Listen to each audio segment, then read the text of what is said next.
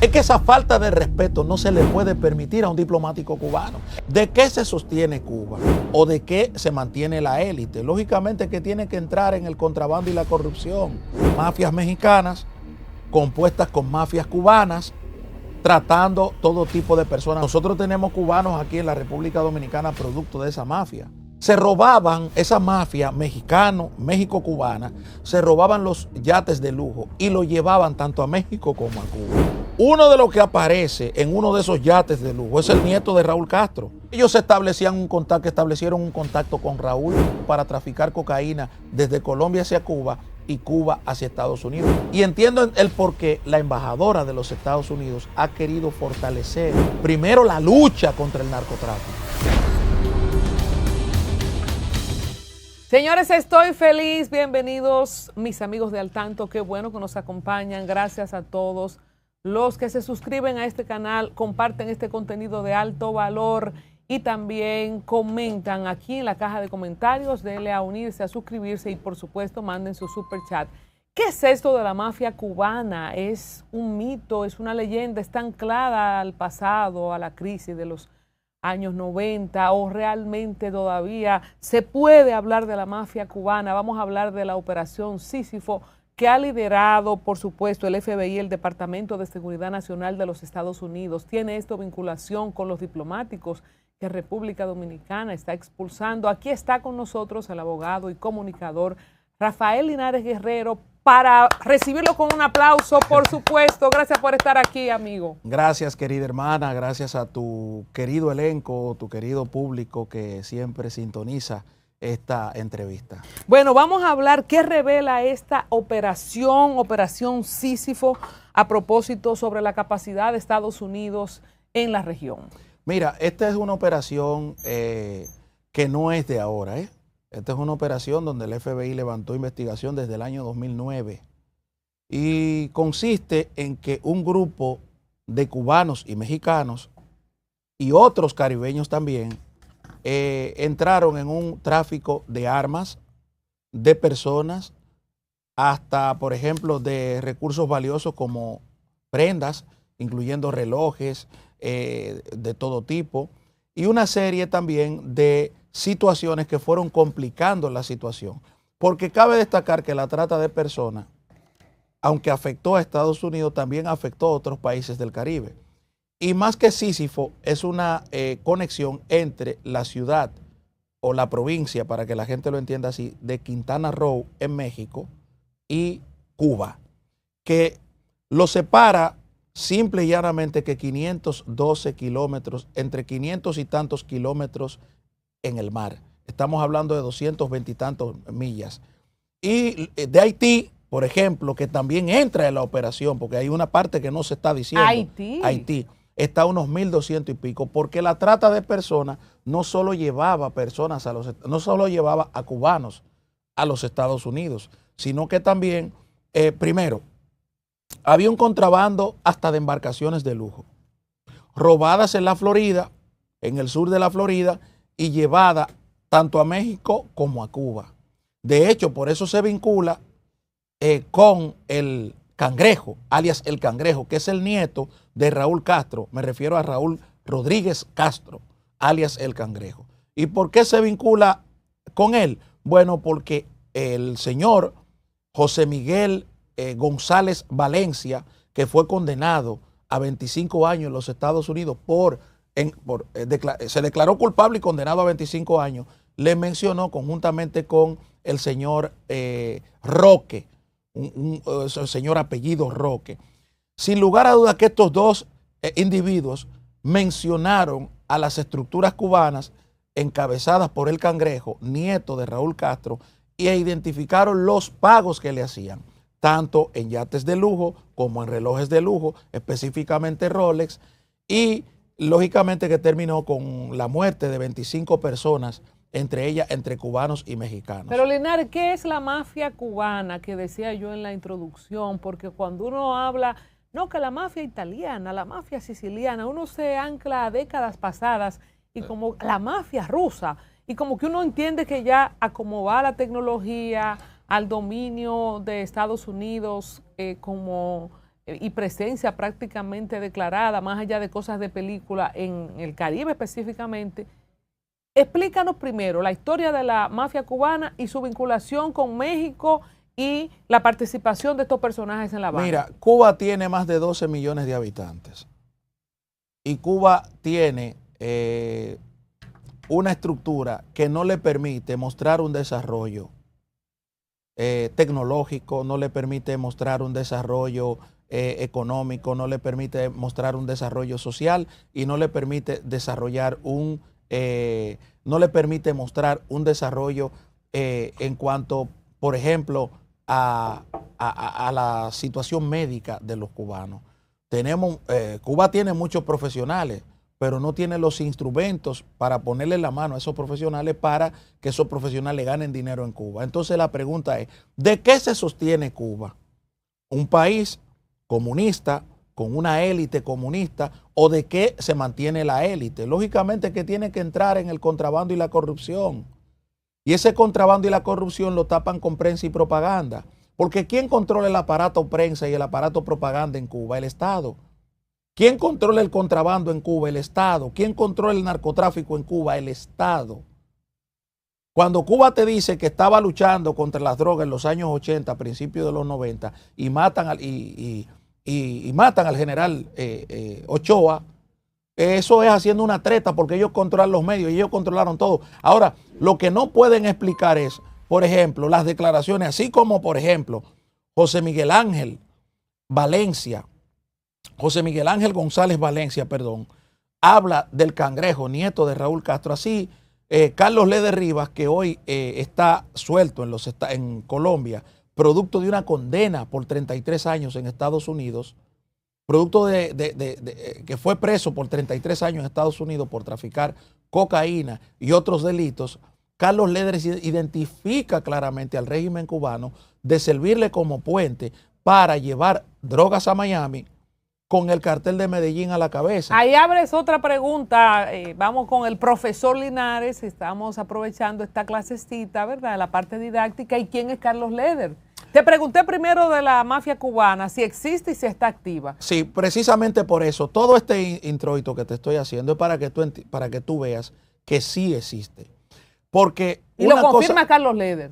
Pero no es que lo confirma Carlos Leder, lo confirma el FBI con este último caso que tú me estás diciendo. Yo lo puedo desarrollar porque lo he estudiado perfectamente. Mafias mexicanas compuestas con mafias cubanas, tratando todo tipo de personas. Pero ojo, esas personas no solamente viajaban a la República Dominicana, a los Estados Unidos. Nosotros tenemos cubanos aquí en la República Dominicana producto de esa mafia, porque llegaban por Haití y cruzaban la frontera sin ningún tipo de... La Procuraduría General de la República ha levantado casos. Nuestra Procuraduría General de la República ha levantado casos sobre el tema de trata de personas. Y hay varios casos donde se ha involucrado mafias dominicanas con mafias haitianas que traen cubanos para acá desde la frontera. Sí, es decir... Tienen mucho por Haití, muchos cubanos, yo lo sé. Pero es parte de esa mafia estructural. Y tiene su acopio en Cuba. Tiene su acopio en México, en Quintana Roo. Y de Quintana Roo se distribuye una gran parte para Estados Unidos y otra gran parte para el Caribe, porque hay algunos cubanos que van a preferir irse a Europa. Estados Unidos, ¿por qué lacera esa mafia de Estados Unidos directamente? Por varias cosas. Primero, el robo de embarcaciones. El robo de embarcaciones de lujo en el sur de la Florida. Recuerda que la Florida tiene una muy buena estructura que deberíamos tener aquí. Una muy buena estructura de pesca y de botes de recreación, y eso mueve un gran comercio desde los repuestos, desde las embarcaciones, desde todo esto, y mueve una economía, una empleomanía, y tenemos una gran parte de la juventud estadounidense en Cuba y empresarios ligados a este sector. Entonces, se robaban esa mafia México-cubana, se robaban los yates de lujo y lo llevaban tanto a México como a Cuba. Uno de los que aparece en uno de esos yates de lujo es el nieto de Raúl Castro. Entonces, ahí hay una mafia estructural que da directamente al Estado cubano o que involucra directamente al Estado cubano. ¿Y cómo se los robaban, Linares? Las mafias mexicanas. ¿Los sacaban del puerto? No, interactuaban con nodrizas, como lo que se llama embarcaciones pequeñas. a punta de armas de fuego, a punta de armas Piratas del Caribe. Piratas del Caribe. Y lo más peligroso es que también esas mafias mexicanas se hacían de aquellos cubanos con una esperanza de mejorar su estilo de vida. De escapar de aquello. De escapar de aquello. Entonces ellos lo captaban, llamaban a los familiares en Miami, porque regularmente un cubano cuando sale tiene a alguien que lo va a recibir en el sur de la Florida. Y entonces, mira, aquí tenemos a fulano, si tú no, aquí tenemos tu pariente, si tú no me das tantos millones de dólares, o tantos miles de dólares, te lo vamos. Y óyeme, eso produjo una condena de que el principal actor está condenado a 25 años de prisión, porque eso trajo como consecuencia muchísimas muertes. Entonces, por eso yo te respondo con la respuesta afirmativa de que sí hay una mafia estructural. ¿Y desde cuándo está esa mafia cubana activa? No, pero desde los años 60, 70, tú la puedes... Mira... Amparada y protegida por el régimen. Bueno, lo que pasa es que tú tienes que ver la categoría del régimen. Por ejemplo, te voy a mencionar un caso que quizás la gente no lleva pendiente. ¿Quién controla en el estrecho de Hormuz el tráfico de heroína? El régimen iraní. Pero ojo, el régimen iraní. Pero Irán, como Irán, tiene medidas y tiene castigos fuertes para los iraníes que trafiquen con cocaína o que trafiquen con heroína. No así, ellos no dejan de cobrar el derecho de piso, que es el derecho a pasar por el territorio de ellos cualquier tipo de contrabando de heroína.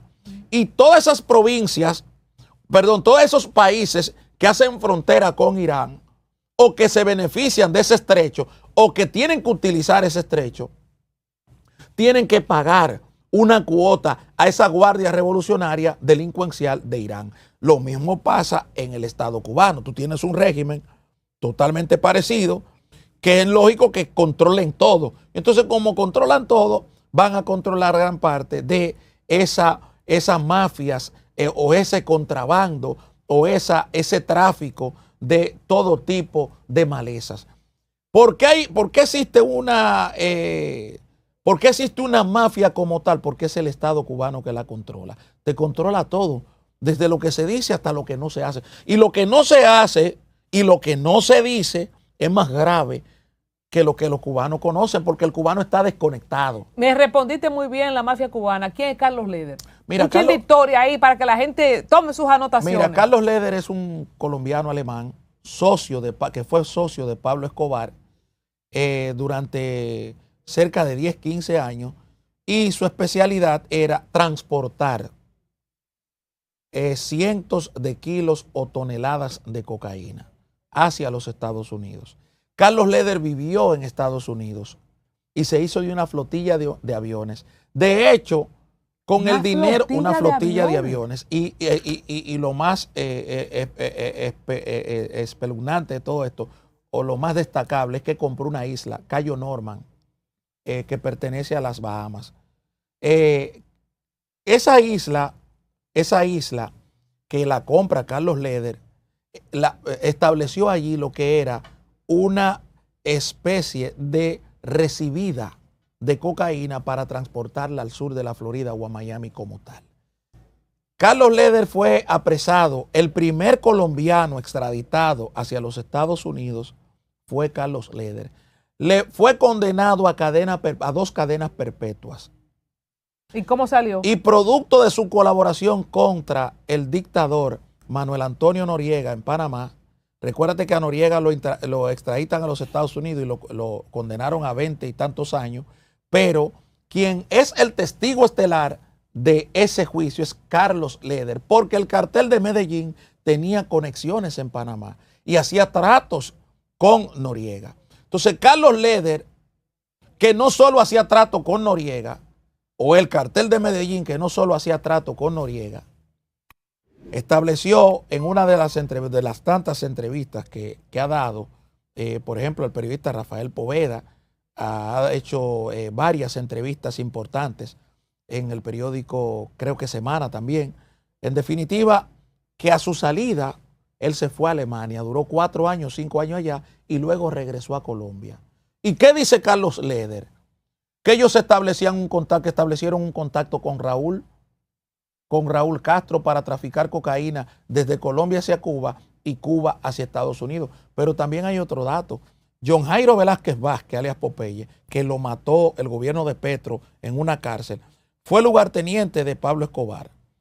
Dentro de todas las locuras que decía Popeye, Popeye estableció que una de las conexiones más importantes o de los vasos comunicantes que tenía el régimen cubano con Pablo Escobar era Gabriel García Márquez. Oye, ¿hasta qué altura? Entonces, eso la izquierda te lo va a negar. La izquierda te lo va a negar porque la izquierda es lo que constituye Cuba, el comunismo. Te lo va a negar, eso es mentira, eso es una fábula del imperialismo, pero los narcotraficantes están ahí diciéndolo. Y el FBI y la DEA y las organizaciones. Por ejemplo, en México, en el año 1985, un grupo de narcotraficantes mató a Quique Camarena, Enrique Camarena, que era un agente de la DEA especial, un agente encubierto de la DEA. Lo mataron Rafael Cano Quintero, Ernesto Fonseca Carrillo y Rafael Félix Gallardo. Y esos tres le cayó gas. Rafael Cano Quintero estuvo preso y cuando salió de la cárcel en México, se quedó rondando en México. ¿Tú quieres que te diga? Los Estados Unidos lo interceptaron en México y se lo llevaron y está extraditado hoy, cumpliendo la condena de haber matado, de haber asesinado a Quique Camarena, su agente. Estados Unidos no olvida. Señores, antes de seguir con la explotación deportiva, vamos a hablar de los jugadores Adeini Echavarría y Yaciel Puig. Ustedes se preguntarán, ¿y de qué que están hablando Linares y Colombia en Al Tanto de la mafia cubana? Y es que hace apenas unas horas el Listín Diario publica: República Dominicana confirma la expulsión de diplomáticos cubanos y dice actúa con discreción para preservar vínculos. Las causas de la expulsión no fueron reveladas por las autoridades dominicanas. Y entonces yo traigo a Linares para hablar de la mafia cubana y te pregunto, ¿qué vinculación puede tener la expulsión de diplomáticos cubanos? República Dominicana y Cuba han tenido relaciones diplomáticas siempre y vinculaciones históricas siempre, y se explica porque somos vecinos, entre otras cosas históricas que nos unen. ¿Está vinculado esto a la mafia cubana? Sí, pero oye una cosa, ahí hay una nota discordante. ¿Cuál es la nota discordante? Que el gobierno de Cuba dijo que el gobierno dominicano actuó por presiones de los Estados Unidos como prácticamente en la calle. Y yo pregunto, un Estado, por ejemplo, como el de nosotros, ¿no tiene derecho a defender sus estructuras gubernamentales? Aquí hay una cosa que no se ha dicho, pero se presume que fue por espionaje que República Dominicana tuvo que expulsar a esos diplomáticos cubanos. Ahora la pregunta es, ¿para quiénes espiaban? Para Putin. O sea, espérate, vamos a analizar el elemento geopolítica. O sea, hoy en día nosotros estamos recibiendo los residuos económicos o los reflejos económicos de una guerra entre Estados Unidos e Irán, entre Ucrania y Rusia. Irán y Rusia son aliados estratégicos de Cuba. Entonces yo pregunto, ¿para quién espía Cuba o los diplomáticos cubanos no solo a nuestros diplomáticos, sino a nuestras autoridades? Déjame leer este techín. La Cancillería precisó que se trata de 9 miembros de la misión diplomática cubana junto a sus familiares que deberán despedirse del territorio dominicano en un plazo de 7 días. Yo no sé si tú tienes experiencia en expulsión de diplomáticos y si se le da tan poco tiempo, porque yo me imagino que esa gente tiene sus hijos en la escuela aquí y tienen su arraigo ya, los diplomáticos, no sé de cuántos años, pero yo sé que cuando una gente se va de diplomático a un país, se lleva a su familia y 7 días para mí es muy poco. No, debe ser algo muy grave. Pero es que la seguridad nacional está por encima de que un diplomático de eso tenga un hijo en una escuela. No, pero yo no te lo estoy contradiciendo. No, si es claro. Ahora, debe ser a donde voy es qué tan grave encontró. Yo te hablé a ti de un asunto de espionaje grave que involucra a estos diplomáticos contra funcionarios y contra gente del gobierno dominicano. Y yo en esta parte tengo que apoyar al gobierno dominicano en lo que ha hecho, porque nosotros como país soberano no le podemos permitir a Cuba, específicamente a Cuba, nosotros no le podemos permitir que sus diplomáticos estén espiándonos a nosotros, Porque la gran pregunta que me hago es ¿para quién espía? Espía para Irán. Nosotros tenemos un conflicto grave. ¿Y por qué el tema, por ejemplo, por qué la expulsión? Mira, Estados Unidos, para nadie es un secreto la confrontación que tiene el gobierno del presidente Donald Trump con las autoridades cubanas. Y los está presionando de una forma para que ese régimen caiga. Y ese régimen tiene que caer por el beneficio de ese pueblo. Tiene que caer obligatoriamente. Porque no es posible que una familia o 2 o 3 familias decidan aquí. Nosotros salimos de Trujillo en el 61. Cuba todavía no ha salido de los dictadores. ¿Por qué? Porque todo lo controla esa familia. Oye lo que dice Miguel Mejía Miguelón. Atribuye la salida de diplomáticos cubanos a alineamiento de la República Dominicana con la política de Trump, pero ahí tienes a Guillermo Moreno, tienes también a Frente Amplio criticando, y a Cuba, por supuesto, que rechaza la expulsión de sus diplomáticos y afirma la medida responde a presión de Estados Más de Unidos. 40 narcotraficantes, incluyendo a Wally Maclet, para responderle a Miguelón. Wally Maclet es un narcotraficante venezolano-sirio. Identifican a Nicolás Maduro en tema de narcotráfico. Identifica a los residuos del chavismo en tema de narcotráfico. Ahí están las entrevistas, el pueblo la puede escuchar. Walid Maclet, que estuvo preso en Colombia y la DEA, los Estados Unidos lo solicitaba en extradición. Walid Maclet se reunió con la DEA. Y tú sabes lo que hizo el gobierno de Juan Manuel Santos, que se lo devolvió al gobierno de Maduro en un intercambio absurdo de eso que hizo Santos. Y prácticamente lo condenó a muerte en vida. Un hombre rico con contratos poderosos, petroleros, con contratos poderosos en su familia. Lo arruinó el gobierno de Chávez y lo arruinó el gobierno de Maduro.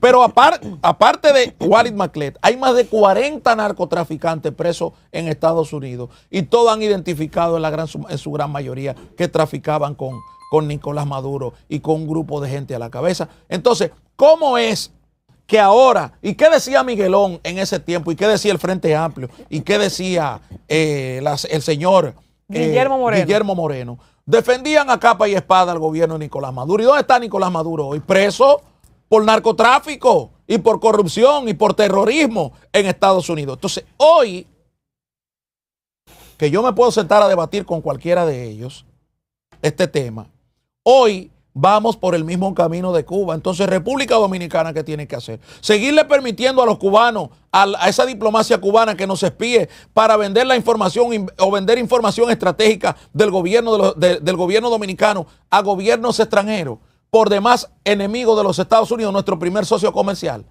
Te pregunto, la embajadora Alía Campos, pues yo no me acuerdo haber visto expulsión de diplomáticos cubanos en mi memoria. O sea, es la presencia de esta embajadora o el gobierno de Trump, ya para irnos, y voy directo al tema de los peloteros que mencioné anteriormente, que ha motivado este movimiento. Yo no me acuerdo de estas expulsiones en la historia reciente. Recuérdate que todo elemento, toda estructura mafiosa tiene en algún momento un punto débil.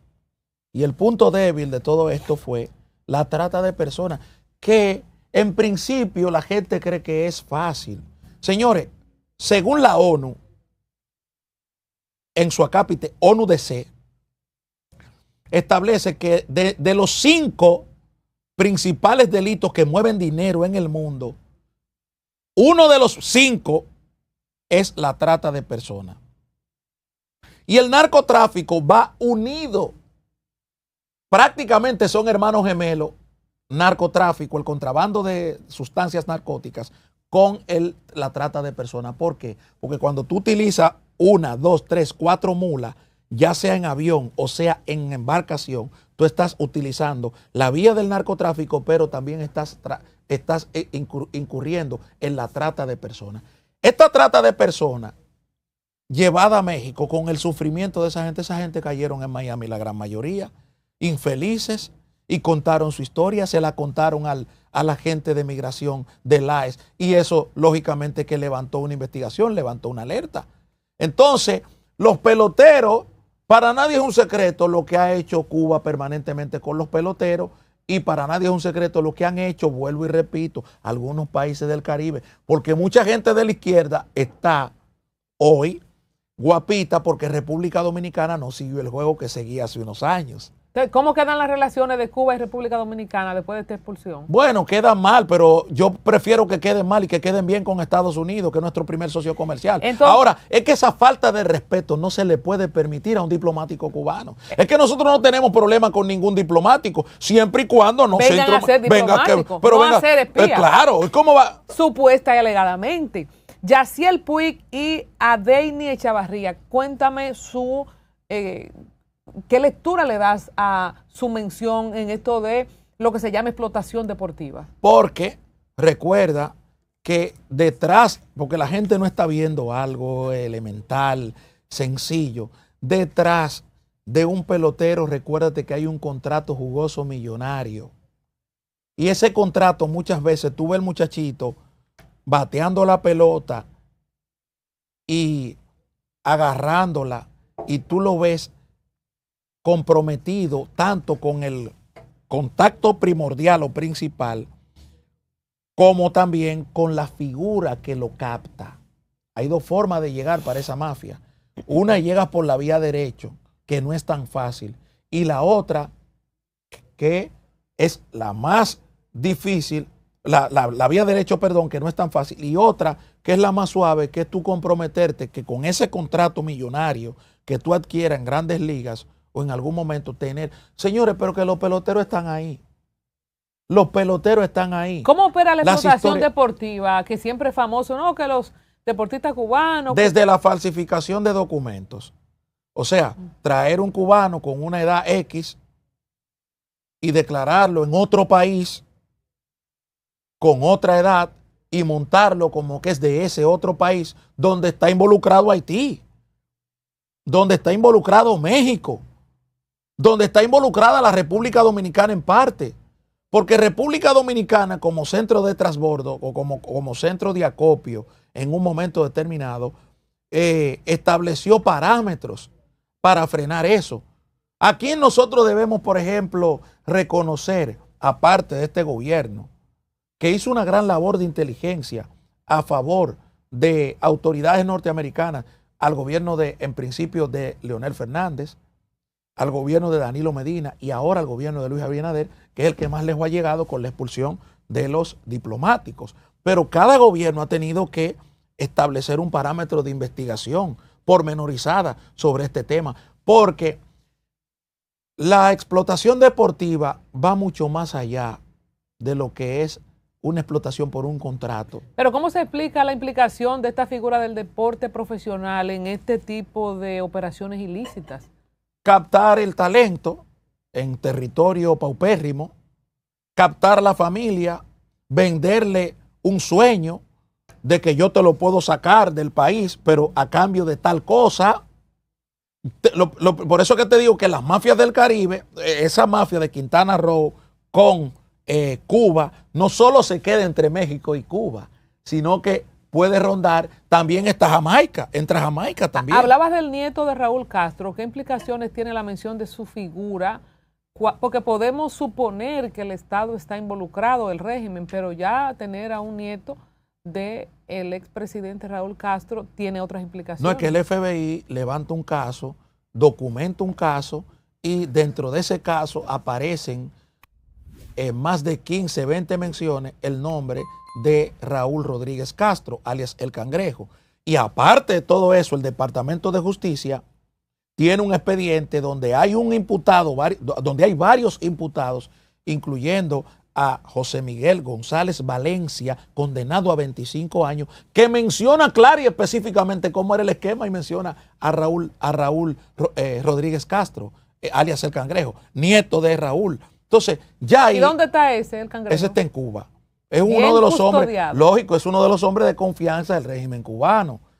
Entonces ya ahí no te estamos hablando de que es Juan de los Palotes, estamos Porque, hablando Linares, de que, yo me pregunto, ¿de dónde ha sacado Cuba recursos para sostenerse? ahí voy, pero tú tienes que analizar esto, un conflicto. Mira, Porque si no hay agua, ni luz, ni para nada, llegar, ni no le entra nada, mira, por algún lado le entra. Para llegar a esta conclusión, tú tienes que irte a cómo han sobrevivido los grupos armados, principalmente en Latinoamérica.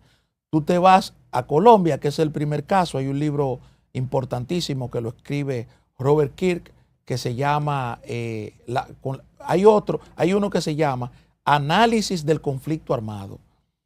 Y Robert Kirk establece una serie de historias en sus escritos que son sumamente importantes de cómo los grupos paramilitares y los grupos de guerrilleros se han mantenido, pero se han mantenido con el secuestro, se han mantenido con la venta de cocaína se han mantenido con el cobro de piso, el derecho de piso. ¿Qué es el cobro de piso? Derecho de tú pasarme una mercancía por mi territorio. O sea, para tú llevar una sustancia prohibida desde el centro colombiano hacia Santa Marta, por ejemplo, al Caribe, esa cocaína tiene que llevar el peaje, tiene que pagar un peaje. Linares, ¿y qué responsabilidad tiene Estados Unidos en estas denuncias de explotación sexual y de tráfico de personas? Bueno, es que Estados Unidos es el primer país que ha recibido el daño, porque recuérdate que a esos cubanos residentes legalmente hablando, que ya la mayoría son ciudadanos estadounidenses provenientes de Cuba, es que se le ha hecho el daño, porque cuando no son ni uno ni dos que han secuestrado, es que eso es una pandemia, eso fue una pandemia en la frontera, y entonces las llamadas permanentes de cobro de peaje a esas familiares, esos ciudadanos estadounidenses que tienen descendencia de Cuba, era una cosa increíble. Entonces, el primer país en recibir el daño de esa mafia se llama Estados Unidos. Por eso es que te condenan ahora a 25 años.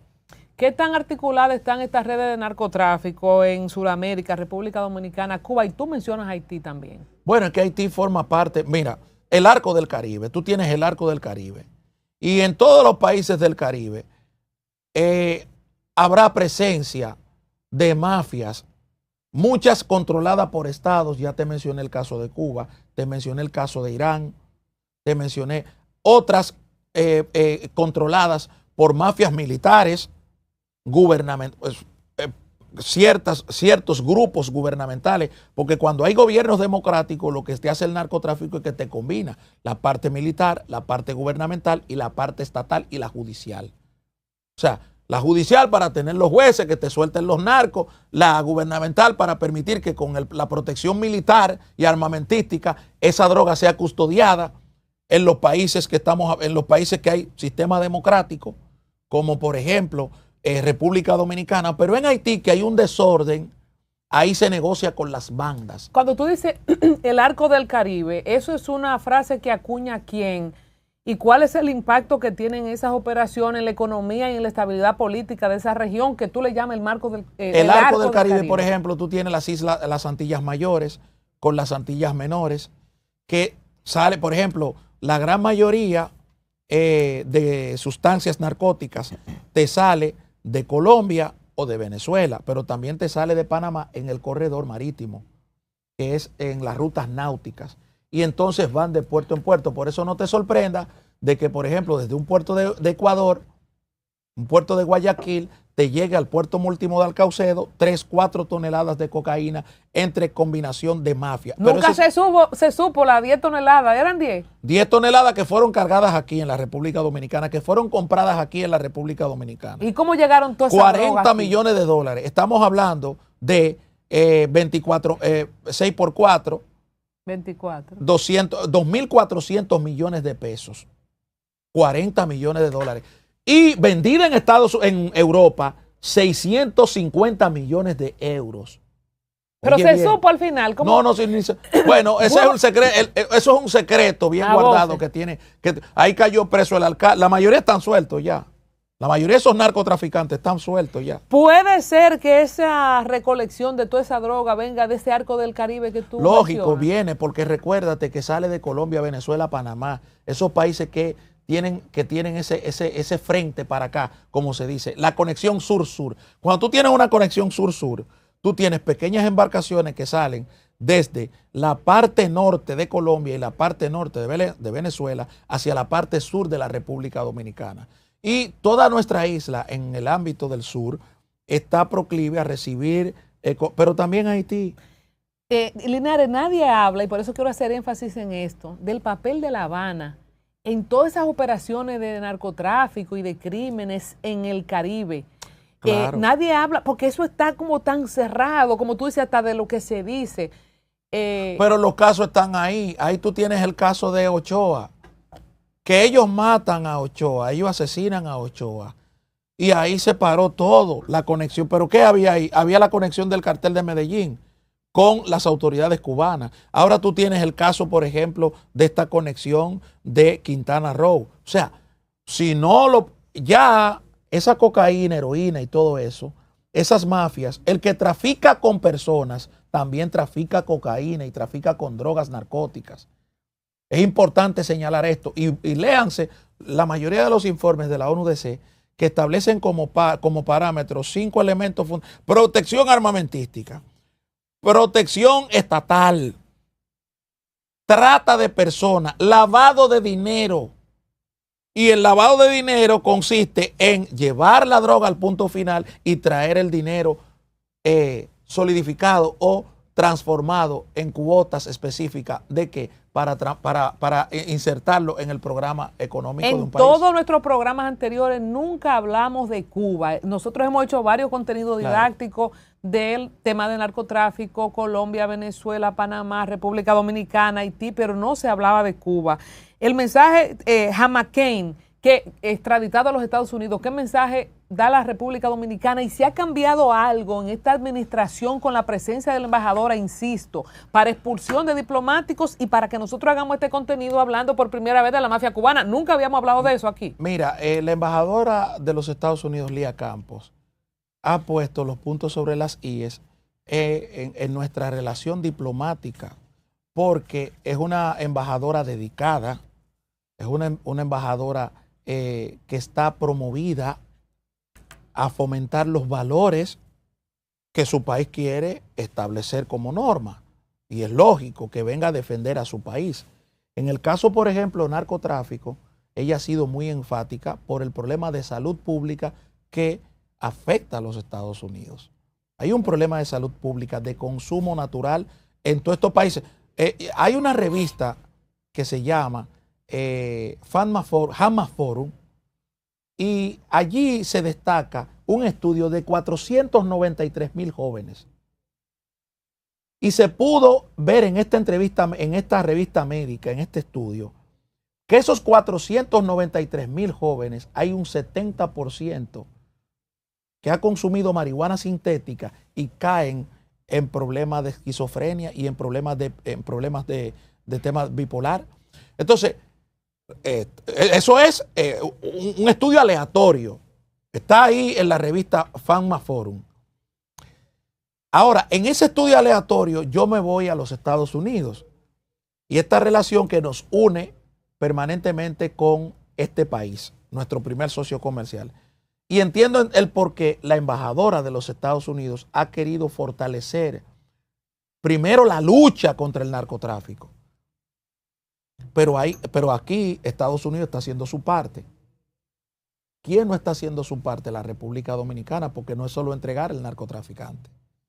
No es solo llevarlo a los Estados Unidos. ¿Quién es este hombre que te mencioné, Jamaiquín? Ese es un narcotraficante que David Armando Brito, alias Jamaiquín. Ese es un narcotraficante que utilizaba, primero compraba, tenía una red para comprar cocaína y heroína desde Sudamérica, específicamente desde La Guajira, y la embalijaba en diferentes formas y la llevaba a los Estados Unidos, tanto a Puerto Rico como a Miami. Entonces Estados Unidos levantó cargo, pero mañana viene ese señor aquí a los 10 años, a los 5 años, con la fortuna que tiene escondida y nadie la toca y viene a disfrutar su fortuna. Cualquier parecido con Quirino es pura coincidencia. Bueno, lo que pasa es que Quirino pasó en el 2013, estamos hablando 23 años después. Tú me dices a mí, Quirino, toda esa gente que cayó preso, ok, está bien. ¿Y Figueroa Agosto dónde está? En Miami. No, en Miami no, él está por la zona de Orlando. Pues ya él cumplió. Está en Orlando, por ahí. Pero suelto. Suelto, pero ya él cumplió. Yo no entiendo esta vaina. Bueno, pero... Hoy no tenía ni que 200 años en Puerto Rico preso cuando lo encontraron aquí. Lo que pasa es que ¿Cómo es eso? Lo que pasa es que tú también tienes que ver lo que venden los países mediáticamente de un narco. Hay muchas veces que a los narcos te lo ponen allá arriba y no son ni siquiera de agua de azúcar. No estoy hablando del caso Figueroa Agosto, ¿eh? Estamos hablando de que Figueroa Agosto tenía una dimensión que aquí se proporcionó para tapar muchas cosas. Figueroa Agosto fue uno de los grandes capos e importantes capos de Latinoamérica y el Caribe. Obtuvo mucho poder, obtuvo mucha conexión y mucha complicidad. Pero no es tan grande como se dimensionó. No es tan grande porque, por ejemplo, Ángelo Millones, que todavía está preso. Te voy a interrumpir. Vamos a hacer un rankingcito así para despedir el programa. De los 10 más grandes después de Pablo Escobar, si tú dices que algunos se han dimensionado más de lo que eran, porque en mi mente Junior Cápsula Figueroa Agosto fue, por lo menos en la espectacularidad de su operación, lo más grande, qué sé yo, quizá el Chato para mí lo supera ahora. ¿Cuáles son los 10 tuyos? No. Por ejemplo, después de Pablo, tú tienes que dividir, para hablar del narcotráfico, por ejemplo, los colombianos con los mexicanos. Tú tienes, por ejemplo, en Colombia a Pablo Escobar y Gaviria, tienes a los hermanos Rodríguez Orejuela, pero luego que se desmantelan esos dos cárteles, vienen varias figuras importantes. Por ejemplo, la familia Henao en Colombia, que dirigió el cartel del norte del Valle del Cauca. Ahí tú tenías a Wilmer Alirio Valera, alias Jabón, que fue socio de Quirino. Pero esos son como de Colombia, pero yo digo como que tengan impacto regional en el arco del Caribe que tú mencionas. Espérate, que Wilmer Alirio Valera, alias Jabón, y don Diego L. Montoya, que fue condenado a 45 años de prisión, y don Diego Pérez Henao, alias Don Mario, que fue condenado a 30 años de prisión, eran figuras internacionales y figuras sumamente importantes. Aquí no se mencionó mucho eso, porque con Figueroa Agosto, vuelvo y te repito, lo que se hizo un show. Fue mucha prensa y propaganda. Lógico, no te estoy diciendo que Figueroa es un santo. Te estoy diciendo que como Figueroa, así como Figueroa, hay más importantes. Por ejemplo, cuando muere Pablo Escobar, a los 8 o 9 días de morir Pablo Escobar, matan a la figura que heredó parte de los dos carteles, que fue Fidel Castaño. Y luego de esto